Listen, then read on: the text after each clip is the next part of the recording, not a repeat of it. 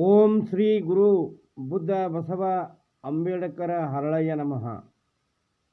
ನಾನು ಮಾದೇವಪ್ಪ ಯಲ್ಲಪ್ಪ ಹೊನ್ನಕಸ್ತೂರಿ, ಪರಮ ಪೂಜ್ಯ ಹವಾಮಲ್ಲಿನಾಥರ ಭವಿಷ್ಯಲಿಂಗ ಆಶ್ರಮ, ಮನಗುಳಿ ತಾಲೂಕು ಬಸವನ ಬಾಗೇವಾಡಿ, ಜಿಲ್ಲಾ ವಿಜಯಪುರ. ಶ್ರವಣ ಮಾಡುತ್ತಿರುವ ಎಲ್ಲ ಸದ್ಭಕ್ತರಿಗೆ ನನ್ನ ಶರಣಾರ್ಥಿಗಳು.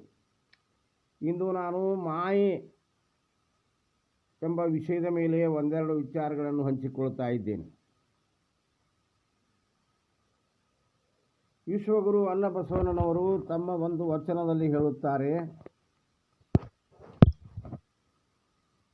ನಾನೊಂದು ನೆನೆದೊಡೆ ತಾನೊಂದು ನೆನೆಯುವುದು, ನಾನೊಂದು ನೆನೆದಡೆ ತಾನೊಂದು ನೆನೆಯುವುದು, ನಾನಿತ್ತ ಎಳೆದಡೆ ತಾನತ್ತ ಎಳೆಯುವುದು, ತಾ ಬೇರೆ ಎನ್ನ ಅಳಲಿಸಿ ಕಾಡಿತ್ತು, ತಾ ಬೇರೆ ಎನ್ನ ಬಳಲಿಸಿ ಕಾಡಿತ್ತು, ಕೂಡಲ ಸಂಗನ ಕೂಡಿಯನೆಂದರೆ ತಾ ಎನ್ನ ಮಂಪುಗೆಡಿಸಿತ್ತು ಕೂಡಲ ಸಂಗಮ ದೇವ. ಹೀಗೆ ಮಾಯೆಯ ಮಾಟ ನೋಟಕ್ಕೆ ಸೋಲದವರು ಯಾರೂ ಇಲ್ಲ. ಅದರ ಮನವರಿಕೆ ಆಗಬೇಕು. ಮಾಯೆಗೆ ಅಧೀನವಾದರೆ ನಮಗೆ ಅರಿವು ಆಚಾರವಿಲ್ಲ, ಅರಿವಿನ ದೀಪವಿಲ್ಲ. ದುರಾಚಾರವು ಎಂಬ ಕಸ ಹೋಗುವುದಿಲ್ಲ. ಅದು ಮಾಯೆ ಪ್ರಪಂಚಕ್ಕೆ ಅಂದರೆ ಪ್ರಪಂಚಕ್ಕೆ ಕೊಂಡೊಯ್ಯುತ್ತದೆ, ಪಾರಮಾರ್ಥಿಕೆ ಅಲ್ಲ. ನಾವು ಪ್ರಪಂಚದಲ್ಲಿ ಇದ್ದುಕೊಂಡು ಪಾರಮಾರ್ಥಿಕವನ್ನು ಅಧ್ಯಾತ್ಮವನ್ನು ಸೇರಬೇಕಾಗಿದೆ. ಆದ್ದರಿಂದ ಮಾಯೆಗೆ ಅದರ ಮಾಟ ನೋಟಕ್ಕೆ ನಾವು ಅಧೀನ ಆಗಿರಬಾರದು. ಅಂದರೆ ಅದು ಮತ್ತೆ ನಮ್ಮನ್ನು ಪ್ರಪಂಚಕ್ಕೆ ಹಚ್ಚುತ್ತದೆ. ನಾವು ಒಂದು ಬಯಸಿದರೆ ಅದು ತಾನೊಂದು ಬಯಸುತ್ತದೆ. ಆದ್ದರಿಂದ ಆ ಮಾಯೆಗೆ ನಾವು ಸೋಲಲಾರದೆ ವಿಷಯ ಭೋಗಕ್ಕೆ ನಾವು ಕಚ್ಚಾಡದೆ ಇಂದ್ರಿಯಗಳನ್ನು, ಮನಸ್ಸನ್ನು, ಬುದ್ಧಿಯನ್ನು, ಚಿತ್ತವನ್ನು ಹತೋಟಿಯಲ್ಲಿ ಇಟ್ಟುಕೊಳ್ಳಬೇಕು. ಶೂನ್ಯ ಪೀಠದ ಅಧ್ಯಕ್ಷರಾದ ಅಲ್ಲಮ ಪ್ರಭುಗಳು ತಮ್ಮ ಒಂದು ವಚನದಲ್ಲಿ ಹೇಳುತ್ತಾರೆ, ಸಂಸಾರವೆಂಬ ಹೆಣ ಬಿದ್ದಡೆ ತಿನಬಂದ ನಾಯಿ ಜಗಳ ನೋಡಿರೆ. ಸಂಸಾರವೆಂಬ ಹೆಣ ಬಿದ್ದಡೆ ತಿನಬಂದ ನಾಯಿ ಜಗಳ ನೋಡಿರೆ, ನಾಯಿ ಜಗಳವ ನೋಡಿ ಹೆಣ ಎದ್ದು ನಗುತ್ತಿದೆ. ಗುಹೇಶ್ವರನೆಂಬ ಲಿಂಗ ಅಲ್ಲಿಲ್ಲ ಕಾಣಿರೆ. ಹೀಗೆ ಸಂಸಾರವೆಂದರೆ ಒಂದು ಹೆಣ ಇದ್ದ ಹಾಗೆ. ಆ ಹೆಣಕ್ಕೆ ನಾಯಿಗಳು ಬಂದು ಮುಕ್ತರಿಸುತ್ತವೆ ತಿನ್ನಲಿಕ್ಕೆ. ನಾಯಿಗಳು ಜಗಳವಾಡುತ್ತವೆ. ಆದರೆ ನಾಯಿ ಜಗಳವಾಡುವುದನ್ನು ಕಂಡು ಹೆಣ ಅಂದರೆ ಸಂಸಾರ ನಗುತ್ತದೆ. ಆದ್ದರಿಂದ ನಮ್ಮ ಸಂಸಾರ ನೋಡಿ ಮಂದಿ ನಗಬಾರದು. 4 ಜನ ಮೆಚ್ಚುವ ಹಾಗೆ ನಾವು ಬಾಳಬೇಕು. ಅಂದರೆ ಶಬ್ದ, ಸ್ಪರ್ಶ, ರೂಪ, ರಸ, ಗಂಧ ಇವು ವಿಷಯಗಳು ಪಂಚೇಂದ್ರಿಯಗಳಿಂದ ನಮಗೆ ಅನುಭವಕ್ಕೆ ಬರುತ್ತವೆ. ಇವಕ್ಕಾಗಿ ನಾವು ಕಚ್ಚಾಡಬಾರದು. ಆದ್ದರಿಂದ ನಾವು ಅರಿತಿರಬೇಕು, ಇಲ್ಲಿ ಯಾರೂ ಸ್ಥಿರವಲ್ಲ, ಶಾಶ್ವತವಲ್ಲ, ಖಾಯಂ ಇರಲು ಬಂದವರಲ್ಲ. ಅಧಿಕಾರಿಯಾದರೂ ಸಹಿತ ಒಮ್ಮೆ ಅವನು ಕೆಳಗಿಳಿಯಲೇಬೇಕು. ಅಂದರೆ ಕುರ್ಚಿ ಹಿಡಿದುಕೊಂಡು ಅವನು ಕಾಯಂ ಕೂಡುವುದಿಲ್ಲ. ಆ ಕುರ್ಚಿ ಬಿಟ್ಟು ಹೋಗಬೇಕಾಗುತ್ತದೆ. ಅಂದರೆ ನಾವು ಸಾವಿನ ಕಡೆಗೆ ಸಮೀಪಿಸುತ್ತೇವೆ. ಆದ್ದರಿಂದ ಕುಂತವರಿಗೆ ಗೊತ್ತಿರಬೇಕು, ಇದು ಶಾಶ್ವತವಲ್ಲ, ಈ ಜೀವನ ಕ್ಷಣಿಕ. ಆದ್ದರಿಂದ ನಮಗೆ ಕಾಲ, ದೈವ ನಮಗೆ ಪಾಠ ಕಲಿಸುತ್ತದೆ. ಈ ಸಂಸಾರದಲ್ಲಿ ಜೀವಿಗಳೆಂಬ ನಾಯಿಗಳು ಈ ಶಬ್ದಾದಿಗಳಿಗೆ ವಿಷಯಗಳಿಗೆ ತನಗೆ ಬೇಕೆಂದು ಜಗಳವಾಡುತ್ತವೆ. ಹೀಗೆ ಜಗಳವಾಡಿ ಆ ಸೃಷ್ಟಿಸಿದ ದೇವರನ್ನೇ ಮರೆತು ಬಿಡುತ್ತಾರೆ. ಆದ್ದರಿಂದ ಈ ಮಾಯಾ ಪ್ರಪಂಚದಲ್ಲಿ ನಾವು ಆಕರ್ಷಣೆಗಳಿಗೆ ಸೋಲಬಾರದು. ಆಕರ್ಷಣೆಗಳು 108 ಇರುತ್ತವೆ. ಅದು ಹೆಣ್ಣಾಗಿರಬಹುದು, ಮಣ್ಣಾಗಿರಬಹುದು, ಹೊಣ್ಣಾಗಿರಬಹುದು. ಫಲಾಪೇಕ್ಷೆ ಇಲ್ಲದೆ ನಾವು ನಮ್ಮ ಕರ್ಮವನ್ನು ಮಾಡಬೇಕು.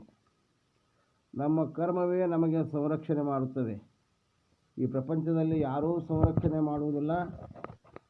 ನಮ್ಮನ್ನು ನಾವೇ ಸಂರಕ್ಷಣೆ ಮಾಡಬೇಕಾದರೆ ನಮ್ಮ ಕರ್ಮ ನಿಷ್ಕಲ್ಮಶವಾದ ಸ್ವಾರ್ಥರಹಿತ ಕರ್ಮವಾಗಿರಬೇಕು. ಯಾರು ಸತ್ಯವಂತರು ಇರುತ್ತಾರೆ, ಯಾರು ಶಿವತತ್ವವನ್ನು ತಿಳಿದಿರುತ್ತಾರೆ, ಅಂಥವರು ಮಾಯಾ ಪ್ರಪಂಚದಲ್ಲೇ ಇದ್ದುಕೊಂಡು ಭಕ್ತಿಯನ್ನು ಮಾಡುತ್ತಾರೆ. ಹೀಗೆ ನಾವು ವಿಶ್ವಗುರು ಅನ್ನಬಸವಣ್ಣನವರು ಬೋಧಿಸಿದ ಅಷ್ಟಾವರಣಗಳು, ಪಂಚಾಚಾರಗಳು, ಷಟ್ಸ್ಥಲಗಳನ್ನು ನಂಬಿ ಆ ಲಿಂಗವೇ ಶಿವನವೆಂದು ತಿಳಿದು ಶಿವದೀಕ್ಷೆ ಪಡೆದು ಸಾತ್ವಿಕ ಜೀವನವನ್ನು ನಡೆಸಬೇಕು. ಶಿವಯೋಗಿ ಸಿದ್ದರಾಮರು ಒಂದು ಕಡೆ ಹೇಳುತ್ತಾರೆ, ಭಕ್ತರ ಮನ ಹೆಣ್ಣಿನೊಳಗಾದಡೆ ವಿವಾಹವಾಗಿ ಕೂಡುವುದು. ಭಕ್ತರ ಮನ ಹೆಣ್ಣಿನೊಳಗಾದಡೆ ವಿವಾಹವಾಗಿ ಕೂಡುವುದು. ಭಕ್ತರ ಮನ ಮಣ್ಣಿನೊಳಗಾದಡೆ ಕೊಂಡು ಆಲಯದ ಮಾಡುವುದು. ಭಕ್ತರ ಮನ ಹೊನ್ನಿನೊಳಗಾದರೆ ಬಳಲಿ ದೊರಕಿಸುವುದು ನೋಡ ಕಪಿಲ ಸಿದ್ಧ ಮಲ್ಲಿಕಾರ್ಜುನ. ಹೀಗೆ ನಾವು ಹೆಣ್ಣು ಮಣ್ಣು ಹೊನ್ನನ್ನು ಮಾಯೆ ಎಂದು ತಿರಸ್ಕರಿಸಬಾರದು, ದೂರೀಕರಿಸಬಾರದು. ಆದರೆ ನಮ್ಮ ಬದುಕನ್ನು ಅವು ಹಾಳು ಮಾಡಲು ಹಚ್ಚುತ್ತವೆ, ಬದುಕನ್ನು ಸುಂದರ ಮಾಡಲು ಹಚ್ಚುತ್ತವೆ. ಇಂಥ ಮನೋವ್ಯಾಕುಲತೆ ಇರುವ ನಮ್ಮ ಪ್ರವೃತ್ತಿಗಳನ್ನು ನಾವು ಬಿಡಬೇಕು. ಇಲ್ಲದಿದ್ದರೆ ದುಃಖಿಗಳಾಗಿ ಬಿಡುತ್ತೇವೆ. ಸುಖಿ ಜೀವನ ನಡೆಸಬೇಕಾದರೆ ನಮ್ಮನ್ನು ನಾವು ಅರಿತಿರಬೇಕು. ನಮ್ಮ ಮನಸ್ಸು ಬೇರೆಯಾಗಿರಬಾರದು.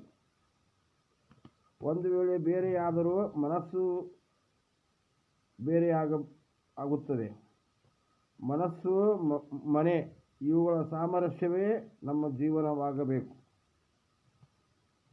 ಆದ್ದರಿಂದ ಯಾವುದೇ ಅಪೇಕ್ಷೆ ಇಲ್ಲದೆ, ಅತಿ ಆಸೆ ಮಾಡದೆ, ನಿರೀಕ್ಷೆ ಮಾಡದೆ ನಮ್ಮ ದೋಷಗಳನ್ನು ನಾವು ತಿದ್ದಿಕೊಳ್ಳಬೇಕು. ಅದು ಬಿಟ್ಟು ಮತ್ತೊಬ್ಬರ ದೋಷಗಳನ್ನೇ ಕೊರತೆಗಳನ್ನೇ ನಾವು ನೋಡುವುದರಲ್ಲಿ ನಮ್ಮ ಜೀವನ ಕಳೆಯುತ್ತೇವೆ.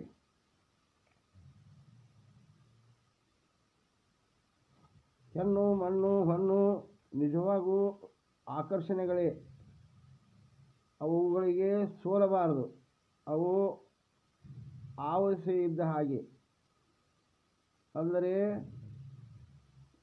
ನೀರಿನಲ್ಲಿ ಹೇಗೆ ಕಲ್ಲಿನ ಮೇಲೆ ಆವರಿಸಿ ಇರುತ್ತದೆಯೋ, ಆ ಕಲ್ಲಿನ ಮೇಲೆ ನಮ್ಮ ಕಾಲು ಇಟ್ಟಾಗ ನಾವು ಜಾರುತ್ತೇವೆ.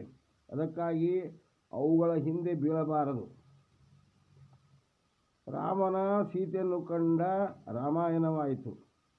ವಿಶ್ವಾಮಿತ್ರ ಮೇನಕೆಯನ್ನು ಕಂಡ ಅವನ ತಪಸ್ಸು ಭಂಗವಾಯಿತು. ಹೀಗೆ ಈ ಹೆಣ್ಣು ಮಣ್ಣು ಹಣ್ಣುಗಳಿಗೆ ನಾವು ಸೋಲುತ್ತೇವೆ. ಆದ್ದರಿಂದ ನಾವು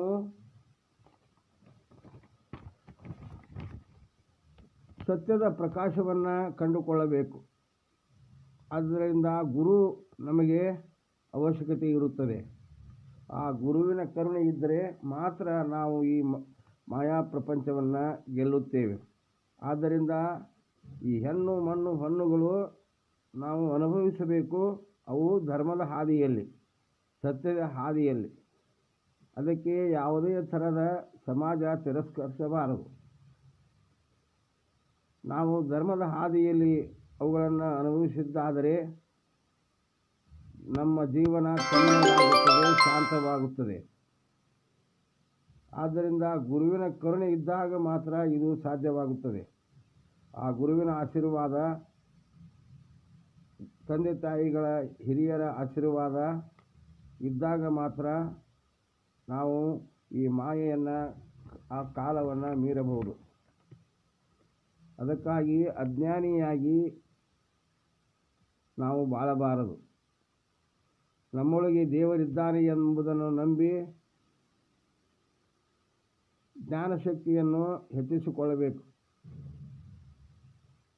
ನಾವು ನಮ್ಮೊಳಗೆ ಅಂದರೆ ಕನ್ನಡಿಯಲ್ಲಿ ನೋಡಿದಾಗ ಮಾತ್ರ, ನಮ್ಮ ಆತ್ಮ ಅವಲೋಕನ ಮಾಡಿದಾಗ ಮಾತ್ರ ಗೊತ್ತಾಗುತ್ತದೆ ಎಲ್ಲವೂ ಕ್ಷಣಿಕ, ಈ ಜಗತ್ತು ಮಿಥ್ಯ. ಸತ್ಯವನ್ನು ಅರಿಸಿಕೊಂಡು ನಾವು ಹೋಗಬೇಕು.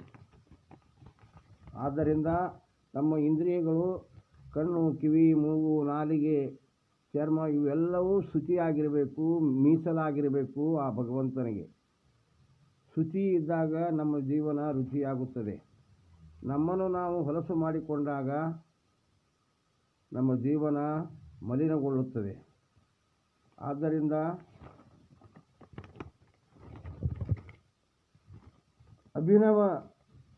ಕೊಪ್ಪಳದ ಅಭಿನವ ಶ್ರೀ ಪೂಜ್ಯ ಗವಿಸಿದ್ದೇಶ್ವರರು ಹೇಳುತ್ತಾರೆ, ಜೀವನವು ಅಂದರೆ ಏನೂ ಅಲ್ಲ, ಮಣ್ಣಿನಿಂದ ಮಣ್ಣಿನೆಡೆಗೆ ಪಯಣ. ಮಣ್ಣಿನಿಂದ ಮಣ್ಣಿನೆಡೆಗೆ ಪಯಣ. ನೀನು ಹುಟ್ಟಿದ್ದು ಮಣ್ಣಿನಿಂದ, ಮಣ್ಣಿನಿಂದಲೇ ಬಂದೆ, ಮಣ್ಣಿಗೆ ಬಂದೆ, ಮಣ್ಣಿನಲ್ಲೇ ಬೆಳೆದೆ, ಮಣ್ಣಿಗಾಗಿ ಬಡಿದಾಡಿದೆ, ಕೊನೆಗೊಂದು ದಿವಸ ಮಣ್ಣಿನಲ್ಲೇ ಮಣ್ಣಾದೆ. Life is nothing but preparation for death. ಹೀಗೆ ನಾವು ಮಣ್ಣಿನಲ್ಲಿ ಹುಟ್ಟಿ, ಮಣ್ಣಿನಲ್ಲೇ ಬೆಳೆದು, ಮಣ್ಣಿನಲ್ಲೇ ಮರೆಯಾಗುತ್ತೇವೆ. ಆದರೆ ಮಣ್ಣೇ ನಮಗೆ ಸಕಲ ಸಂಪತ್ತು. ಮಣ್ಣಿನಿಂದಲೇ ನಾವು ದವಸ ಧಾನ್ಯ ಬೆಳೆಯುತ್ತೇವೆ. ಆ ಬೆಳೆದಂಥ ದವಸ ಧಾನ್ಯಗಳನ್ನು ಊಟ ಮಾಡಿ ಬಡಿಸುವವರು ಹೆಣ್ಣು. ನಾವು ತಿನ್ನುವ ಆಹಾರ ಮಣ್ಣಿನಿಂದ. ಆದ್ದರಿಂದ ಮಣ್ಣು ಹೆಣ್ಣು. ಹೆಣ್ಣು ಎಂದರೆ ಮಾಯೆ ಅಲ್ಲ, ಮಣ್ಣು ಅಂದರೆ ಮಾಯೆಯಲ್ಲ, ಹೊಣ್ಣು ಎಂದರೆ ಮಾಯೆಯಲ್ಲ. ಆ ಮಣ್ಣಿನಿಂದಲೇ, ಆ ಹೆಣ್ಣಿನಿಂದಲೇ ಈ ಜಗತ್ತು ನಿರ್ಮಾಣವಾಗಿದೆ. ಹೆಣ್ಣು ಇರದಿದ್ದರೆ, ಆ ಭಗವಂತನು ಹೆಣ್ಣನ್ನು ನಿರ್ಮಾಣ ಮಾಡದಿದ್ದರೆ ನಾವು ಜೀವಿಗಳು ಹುಟ್ಟುತ್ತಿದ್ದಿಲ್ಲ. ಆದ್ದರಿಂದ ಆ ನಿರ್ಮಾಣ ಮಾಡಿದಂಥ ಭಗವಂತನಿಗೆ ನಾವು ಕೃತಜ್ಞತೆಯನ್ನು ಸಲ್ಲಿಸಬೇಕು, ಧನ್ಯವಾದಗಳನ್ನು ಸಲ್ಲಿಸಬೇಕು. ಜೀವನದಲ್ಲಿ ನಾವು ಬಯಸಬೇಕು, ಆಶಿಸಬೇಕು. ಎಲ್ಲ ಆಸೆಗಳು, ಬಯಕೆಗಳು ಈಡೇರುವುದಿಲ್ಲ, ಕೆಲವೊಂದು ಬಯಕೆಗಳು ಮಾತ್ರ ಈಡೇರುತ್ತವೆ. ಆದ್ದರಿಂದ ನಾವು ನಮ್ಮದು, ನಾನು, ಅಹಂ ಬಿಟ್ಟು ಎಲ್ಲವೂ ದೇವನದೇ, ಎಲ್ಲವೂ ಅವನದೇ, ಎಲ್ಲವೂ ನಿಂದೆ ಎಂದು ಅರ್ಥೈಸಿಕೊಳ್ಳಬೇಕು. ಅದಕ್ಕಾಗಿ ನಾವು ಹೆಣ್ಣು, ಮಣ್ಣು, ಹಣ್ಣನ್ನು ಜರಿಯಬಾರದು.